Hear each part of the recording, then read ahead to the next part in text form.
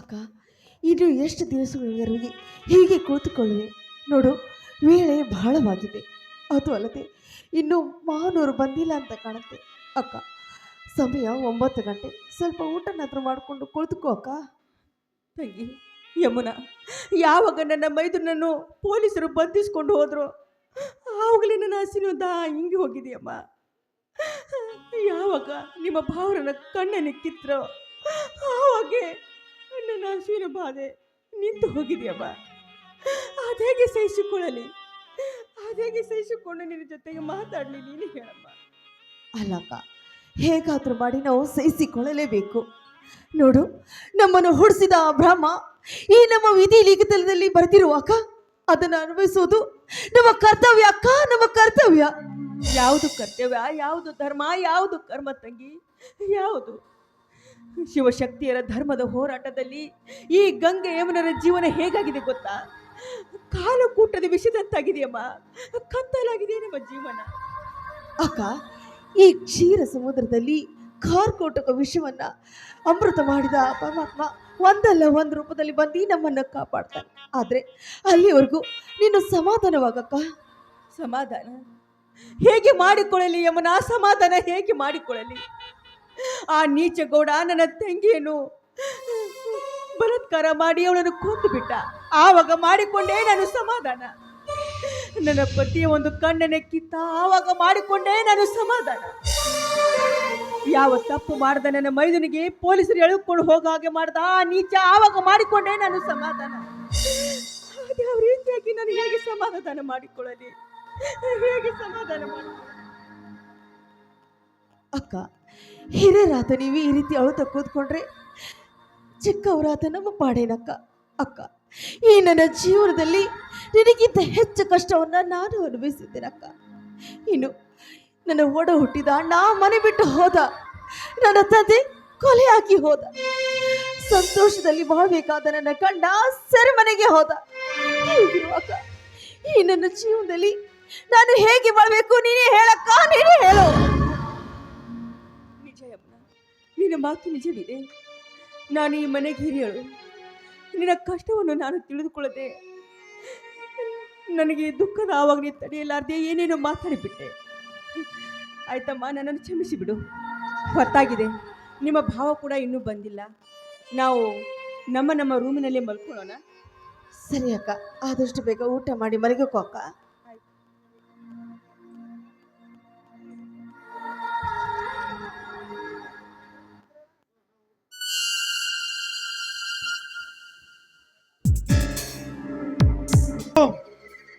ಆ ಗಂಗೆ ಯಮುನರನ್ನು ಕಚ್ಚಿ ಕಚ್ಚಿ ತಿನ್ನೋಣ.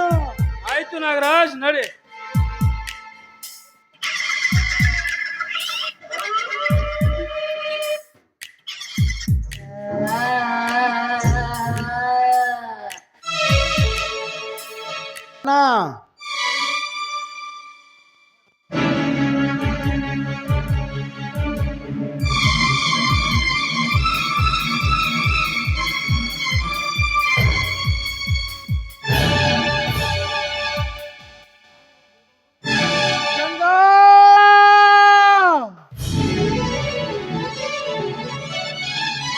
ಸ್ವಾಮಿ, ಸ್ವಾಮಿ, ಯಾರಿಲ್ಲಿ ಬಂದವರು? ಸ್ವಾಮಿ, ಏನ್ ಮಾತಾಡ್ತಿದ್ದೀರಾ? ಇವರೆಲ್ಲ ಬಂದು ಹೋದವರು ಯಾರು?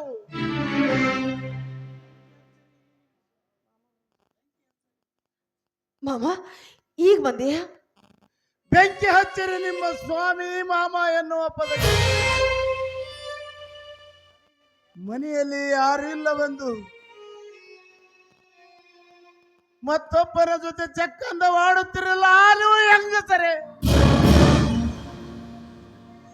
ಸ್ವಾಮಿ, ಏನಂತ ಮಾತಾಡ್ತಿದ್ದೀರಾ? ದಯವಿಟ್ಟು ಹಾಗೆಲ್ಲ ಮಾತಾಡಬೇಡಿ. ನಾವು ನಿಜವಾಗಿಯೂ ಪತಿವ್ರತೆಯರು. ನಮಗೆ ಈ ರೀತಿ ಕೂತು ತರುವಂತ ಮಾತುಗಳು ನುಡಿಯಬೇಡಿ.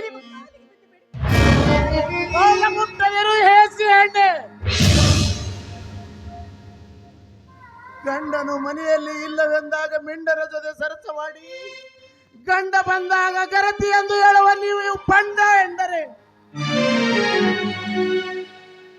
ಹೇಳು, ಯಾರವರು ಹೋದವರು? ಯಾರವರು?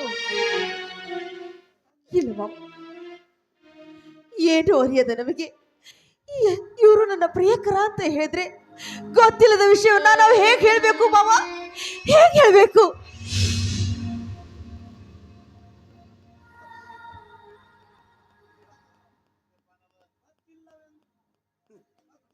ಹೇಮನ, ಗೊತ್ತಿಲ್ಲ ಒಂದು ಗತ್ತಿನಾಟ ಹಚ್ಚಿ ಮನೆಯಲ್ಲಿ ಎಲ್ಲರೂ ಮಸಣವಾದರೆಂದು ಮಿಂಡರ ಜೊತೆ ಸರಸವಾಡಿ ಏನೋ ಅರಿಯದಂತೆ ಸೂಳೆಯ ಸೋಗ ಹಾಕಿ ಜೀವಿಸ್ತಿರಲ್ಲ ನೀವು ಹೆಂಗಸರೇ.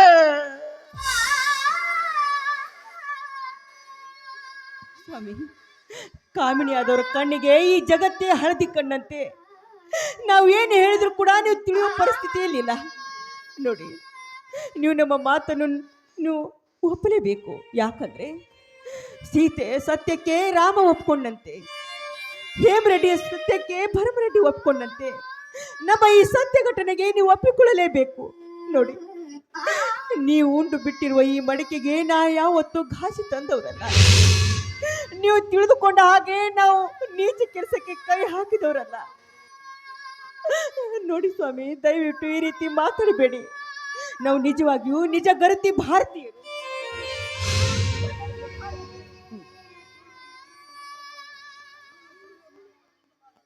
ಸುಳ್ಳು ಸುಳ್ಳು ಗಂಗಾ ಸುಳ್ಳು. ಗರತಿಯರ ಸೋಂಗ ಹಾಕಿ ಮತ್ತೊಬ್ಬನ ಜೊತೆ ಚಕ್ಕಂದವಾಡಿ ಗಂಡ ಮನೆಗೆ ಬಂದಾಗ ಗರತಿ ಎಂದು ಗತ್ತಿ ನಾಟ ಹಚ್ಚಿ ಗಂಡನ ಮೈ ಸೇರುವಂತ ಗರತಿಯರ ಚೀಲ ಈ ಸಮಾಜದಲ್ಲಿ.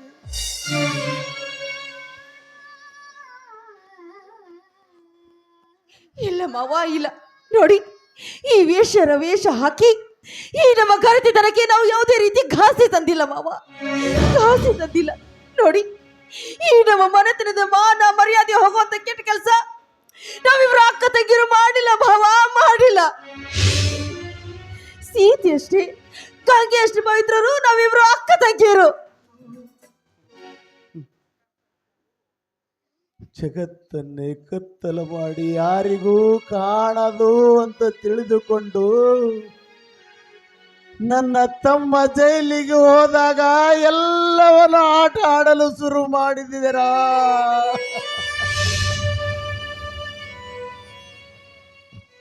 ನಡೀರಿ, ಯಾರೂ ಮನೆಯಲ್ಲಿ ಇಲ್ಲದಿದ್ದಾಗ ಬೆಕ್ಕಿಲ್ಲದಾಗ ಇಲಿಯ ಚೆಲ್ಲಾಟವಂತೆ ನೀವು ಕೂಡ ಗರತಿಯರ ಸೋಗಾಕಿ ಸೂಳೆಯರ ಜೀವನ ಕಳೆಯುತ್ತೀರಿ ಎಂದಾಗ ನೀವೆಂತ ಗರತಿಯರು ಗಂಗಾ, ನೀವೆಂತ ಗರತಿಯರು. ಮಾವ, ಈ ಮಾತನ್ನ ನೀವು ಮಾತಾಡ್ತಾ ಇದ್ದೀರಾ?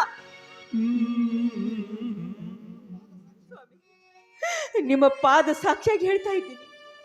ನನ್ನ ಪಾಲಿನ ದೇವರು ನಿಮ್ಮ ಮಾಂಗಲ್ಯದ ಮೇಲೆ ಆಣಿ ಮಾಡಿ ಹೇಳ್ತಾ ಇದ್ದೀನಿ, ನಾವು ಯಾವತ್ತೂ ನೀವು ಉಂಡು ಬಿಟ್ಟಿರುವ ಈ ಮಡಿಕೆಗಳಿಗೆ ಮಸಿ ಬಳಿಯುವಂತ ಕೆಲಸ ನಾವು ಮಾಡಿಲ್ಲ ಸ್ವಾಮಿ.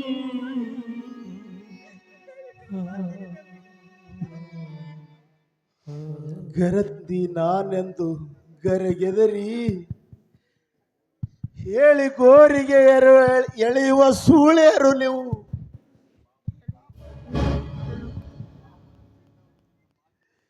ಈ ಪಾಪದ ಪಿಂಡವನ್ನು ನಿನ್ನ ಮಾತಿನಂತೆ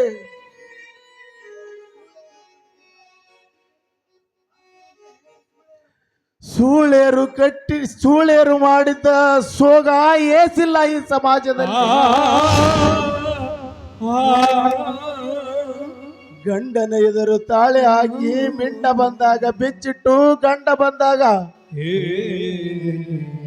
ತಾಳೆ ಹಾಕುವ ಸೂಳೆರಟ್ಟಿಲ್ಲ ಈ ಸಮಾಜದಲ್ಲಿ.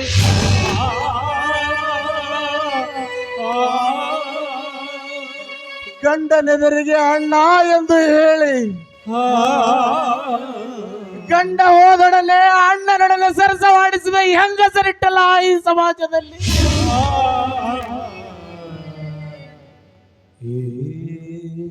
ಹೇಳು ಗಂಗಾ, ಹೇಳು ಯಾಕೆ ಮೌನವಾಗಿ ನಿಂತಿದೀಯಾ? ಸ್ವಾಮಿ, ನಮ್ಮ ಮಾತಿನ ಮೇಲೆ ನಿಮ್ಮ ನಂಬಿಕೆ ಇಲ್ಲ ಹೌದಲ್ವೇ?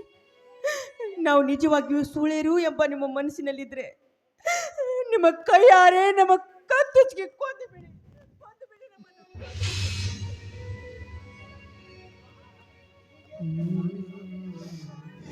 ಏಕೆ ಸ್ವಾಮಿ ಸ್ವಾಮಿ ಎಂದು ಬಡಿದುಕೊಳ್ಳುವಿರಿ?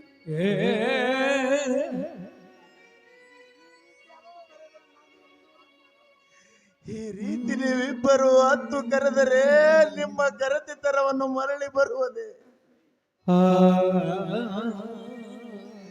ಹೀಗೇಕೆ ಮಾಡಿದಿರಿ ಗಂಗಾ? ಮನೆಯಲ್ಲಿ ತಮ್ಮ ಜೇಲು ಸೇರಿದ ನಾನು ಬಡತನದಿಂದ ಅಲೆಮಾರಿ ಜೀವನ ನಡೆಸಿದ. ಹೀಗಿರುವಾಗ ನೀವಿಬ್ಬರು ಚಕ್ಕಂದ ಮತ್ತೊಬ್ಬರ ಜೊತೆ ಚಕ್ಕಂದ ಮಾಡಿ ಮನೆಯ ಮರ್ಯಾದೆಯನ್ನು ಕಳೆದು ಬಿಟ್ಟಿ ಗಂಗಾ.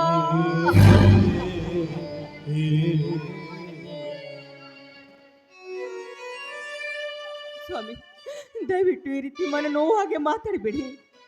ನಿಮ್ಮ ಕೈಯಾರೆ ವಿಷ ಕೊಟ್ಟು ನಮ್ಮನ್ನು ಕೊಂದು ಬಿಡಿ ಸ್ವಾಮಿ, ಕೊಂದು ಬಿಡಿ ನಮ್ಮನ್ನು. ಹೌದು ಮಾವ, ಗಂಡನಿಗೆ ಬೇಡವಾದ ಈ ಭಾಂಡ ಜೀವಕ್ಕೆ ಈ ಸಮಾಜನೂ ಬೇಡ, ಯಾರು ಬೇಡ. ನೋಡಿ ಮಾವ, ನೀವು ನಮ್ಮ ತಂದೆ ಸ್ಥಾನದಲ್ಲಿದ್ದವರು. ಹೀಗಿರುವಾಗ ಈ ನಿಮ್ಮ ಕೈಯಿಂದ ನಮ್ಮ ಕತ್ತಿಗೆ ಸಾಯಿಸ್ಬಿಡಿ ಮಾವ, ಸಾಯಿಸ್ಬಿಡಿ.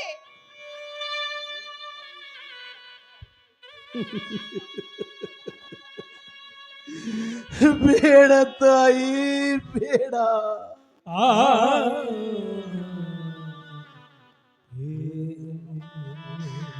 ನೀವು ಮಾಡಿದ ಪಾಪವೇ ಎಷ್ಟು ಇರುವಾಗ ನಿಮ್ಮ ಕುತ್ತಿಗೆ ಹಿಚ್ಚಿಗಿಟ್ರು ನಾನವ ಪಾಪ ಕಟ್ಟಿಕೊಳ್ಳಲಿ? ನಿಮ್ಮ ಕರ್ಮದ ಬುದ್ಧಿ ನಿಮ್ಮ ತಲೆ ಮೇಲೆ ಇರಲಿ ಗಂಗಾ.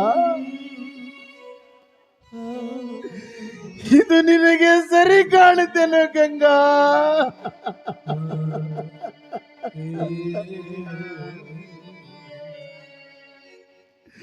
ಅನಾಥ ಹೆಣ್ಣ ಎಂದು ತಿಳಿದು ತಮ್ಮನಿಗೆ ಮದುವೆ ಮಾಡಿದರೆ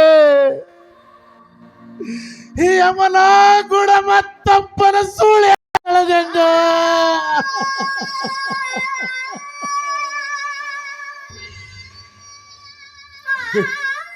ಹೇಳು ಗಂಗಾ, ಹೇಳು.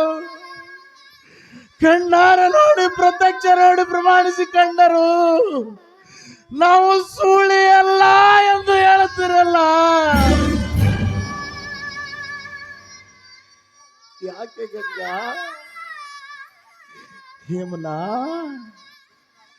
ಬಾಯಿಯಿಂದ ಮಾತ ಬರ್ತಾ ಇಲ್ವಾ ನಿನಗೆ? ಹಾಗಾದರೆ ನೀನು ಸುಳ್ಳೆ ಅಲ್ವಾ? ಸುಳ್ಳೆ ಅಲ್ಲ ಅಂದರೆ ನೀವಿಬ್ಬರು ಪತಿವರ್ತಿಯರು ಎಂದು ನನ್ನನ್ನು ಆ ದೇವರ ಮೇಲೆ ಆಣೆ ಮಾಡಿ ತೋರಿಸಿ ಅಂದಾಗ ನೀವಿಬ್ಬರು ಗರತಿ ಎಂದು ನಾನು ಒಪ್ಪುತ್ತೇನೆ.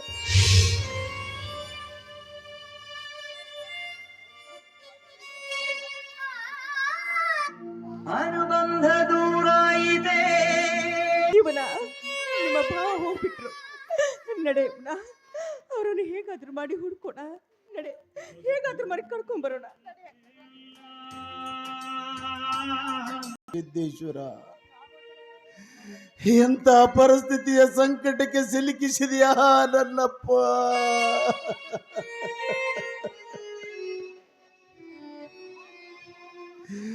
ರೈತನೇ ರಾಷ್ಟ್ರದ ಸಂಪತ್ತೆಂದು ತಿಳಿದು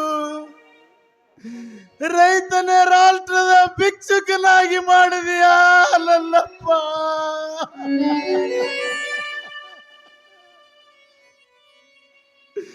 ಹೇಳು ತಂದೆ, ಏನು ನಿನಗೆ ಅನ್ಯಾಯ ಮಾಡಿದ್ದೆ? ಹೇಳು ಶಿವರ ಸಿದ್ದೇಶ್ವರ,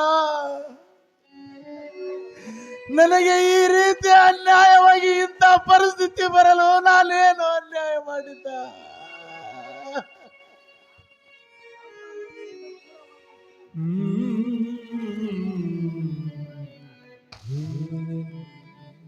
ಗಂಗಾ,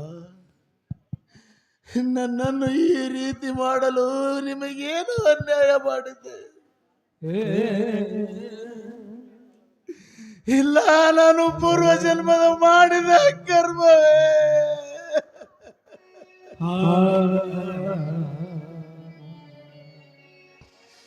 ನನಗ್ಯಾರು ಇಲ್ಲ.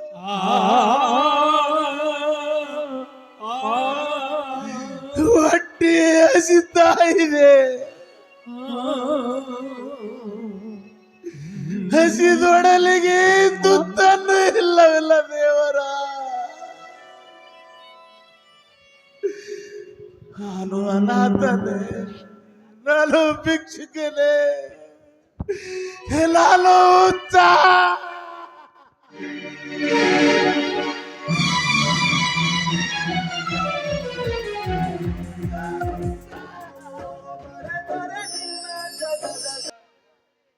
ಡ್ಯಾಡಿ, ನಿಮ್ಗಾಗಿ ನಾನು ರೊಟ್ಟಿ ತಂದಿದ್ದೀನಿ, ಊಟ ಮಾಡಿರಿ ಮೊದಲು. ಏನಪ್ಪ, ನನಗೆ ರೊಟ್ಟಿ ತಂದಿದೀಯಾ ಕಂದ?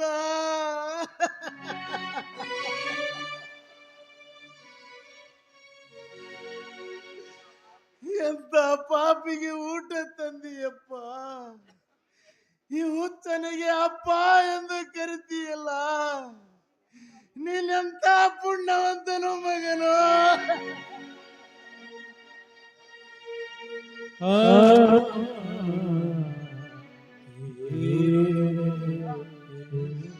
ಇಲ್ಲಪ್ಪ, ಇಲ್ಲ.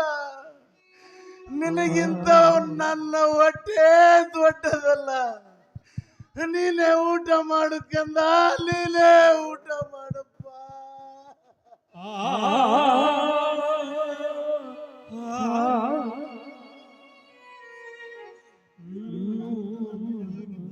ಇದು ನಿಮ್ಗಾಗಿ ತಂದ ಪ್ರಸಾದಪ್ಪ, ತಂದ ಪ್ರಸಾದ. ನೀನೊಬ್ಬ ಈ ಜಗತ್ತ ದೊಡ್ಡ ರೈತನ ನನ್ನ ತಂದೆಯವರು. ಹಾಗಾಗಿ ಹೇಳುತ್ತಾರೆ ಅಂತ, ರೈತನ ಬಾಳು ಕಣ್ಣೀರ ಗೋಳ್ಗೀತೆ. ಅಂದರೆ ನನ್ನ ಈ ಉಪಕಾರ ಎಷ್ಟಿರೋದು ತೆಗೆದುಕೊಳ್ಳಿ. ನನಗೆ ಶಾಲೆಗೆ ಹೋಗುವ ವೇಳೆ ಆಗಿದೆ.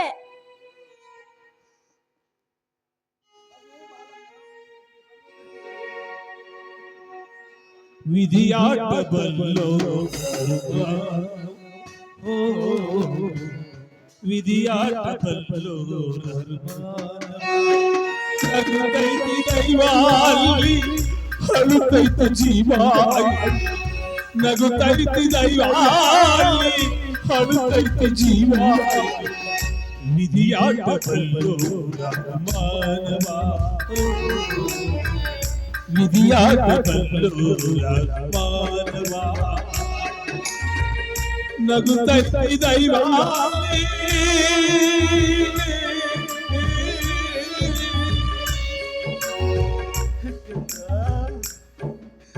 ಈ ಶರೀರ ಇದ್ದು ಸತ್ತಂತೆ ಅಪ್ಪ, ಇದ್ದು ಸತ್ತಂತೆ.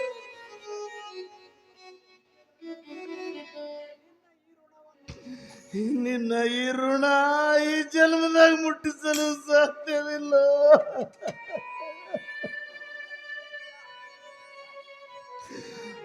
ಮುಂದಂತೂ ಜನ್ಮ ಅಂತ ಇದ್ರ ನಿನ್ನ ಮನೆ ಹಾಳಾಗಿ ದುಡಿತಿಲ್ಲ.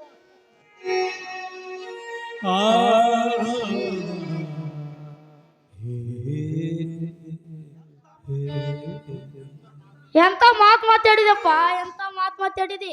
ನಾನು ನಿನಗೆ ಎಷ್ಟು ಉಪಕಾರ ಮಾಡಿದ್ರ ನನ್ನ ಋಣ ತೀರಿಸೋದಿಲ್ಲ. ಬೇಗ ಊಟ ಮಾಡಿರಿ, ನಾನು ಹೋಗಿ ಬರ್ತೀನಿ.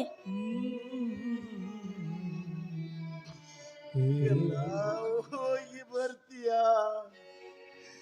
ನಿನ್ನ ಜೀವನದಲ್ಲಿ ಅಡಿ ಅಡಿಗೂ ಸುಖವಾಗಿರಲಿ ನನ್ನಪ್ಪ. ನನಗೆ ರೊಟ್ಟಿ ಕೊಟ್ಟಿದೆ.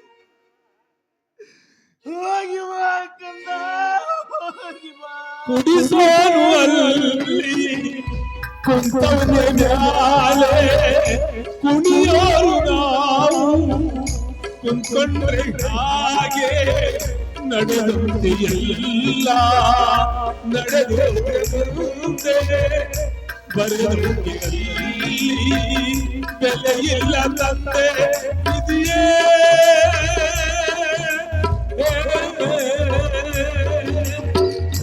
ವಿಧಿಯಾಟ ಬಲ್ಲೋರ ಮಾನವ ವಿಧಿಯಾಟ ಬಲ್ಲೋರ ಮಾನವ ನಗುತ್ತೈತಿ ದೈವ ಅಲ್ಲಿ ಹೊಡುತ್ತೈತಿ ಜೀವ ಇಲ್ಲಿ ನಗುತ್ತೈತಿ ದೈವ